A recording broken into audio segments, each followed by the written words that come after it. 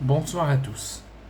Un drame s'est malheureusement passé à la suite de la cérémonie de clôture des Jeux Olympiques.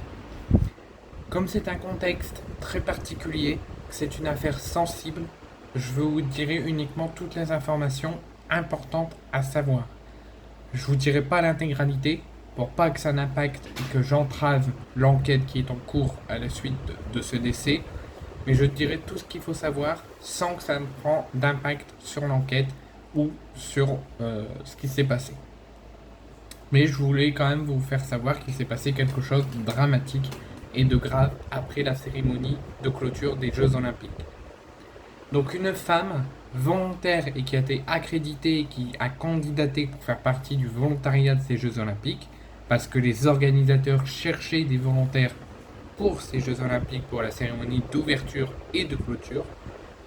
Et cette femme qui était volontaire via l'organisation des Jeux Olympiques, qui était âgée de 21 ans, a été portée disparue dans la nuit de dimanche à lundi, donc depuis la cérémonie de clôture, et a été retrouvée dans la journée, le lendemain de la cérémonie de clôture, inanimée et sans vie à son domicile. Cette femme, donc, comme je vous l'ai dit, est volontaire pour les Jeux Olympiques. Elle est âgée de 21 ans. Elle travaillait auprès du Stade de France et auprès des organisateurs pour les Jeux Olympiques. Elle a été donc retrouvée dans un logement et elle n'avait plus donné signe de vie à sa famille et à son entourage depuis la cérémonie. Avant la cérémonie, tout le monde savait qu'elle y participerait. Depuis la fin de la cérémonie, plein de personnes de son entourage ont essayé de la contacter et elle n'a donné aucun signe de vie jusqu'à le lendemain de la cérémonie où ils l'ont retrouvée sans vie à son domicile dans la journée. Il faut savoir qu'une enquête judiciaire pour homicide est ouverte, est en cours, et qu'un homme dont que cette femme fréquentait depuis un petit peu plus de 2 ans a été interpellé et placé en garde à vue aujourd'hui. Et il a été retrouvé juste à côté du corps quand les secours et les forces de l'ordre ont été appelés, puisque cet homme a appelé son ex-femme en disant, sa femme, pardon, qu'il allait faire une connerie. Sa femme a immédiatement appelé les forces de l'ordre et les secours qui sont intervenus dans ce logement et qui ont trouvé la femme sans vie et inanimée, qui ont transporté à l'hôpital, et cet homme en état de semi-somnolence, donc en état très inquiétant et très préoccupant, juste à côté du corps de cette femme. De là, il a été interpellé et placé en garde à vue. C'est tout ce que je peux vous dire.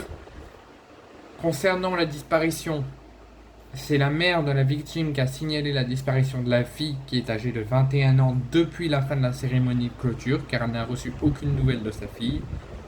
C'est depuis cela qu'elle a appelé les secours et les forces de l'ordre, qui ont retrouvé l'homme et la femme, l'homme interpellé et en état de semi-somnolence, et la femme sans vie. Depuis cette affaire, les bénévoles de la victime et du suspect et le comité d'organisation des Jeux Olympiques, à la suite de l'annonce de ce décès, dément et indique que les personnes impliquées ne sont pas membres du programme des volontaires de Paris 2024. C'est toutes les informations que je peux savoir. Il y a d'autres informations à savoir, il y a d'autres informations à prendre en compte, mais comme je vous l'ai dit, je n'ai pas envie d'outraver l'enquête. Il y a une enquête judiciaire et pour homicide qui est en cours. L'homme a été transporté à l'hôpital. Il a été interpellé et placé en garde à vue. Plein d'autres informations sont à savoir, mais je ne peux pas vous les dire.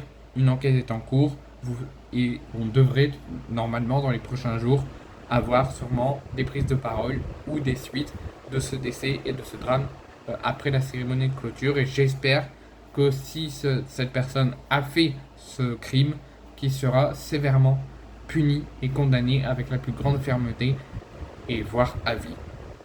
En tout cas, j'envoie tout mon courage et tout mon soutien à la famille, à la mère de cette jeune femme et à la famille et à l'entourage de cette jeune femme. Suite à ce décès, je leur envoie toutes mes condoléances et j'espère que ça ne se reproduira plus dans les jours et les années et le siècle à venir, ce genre de crime.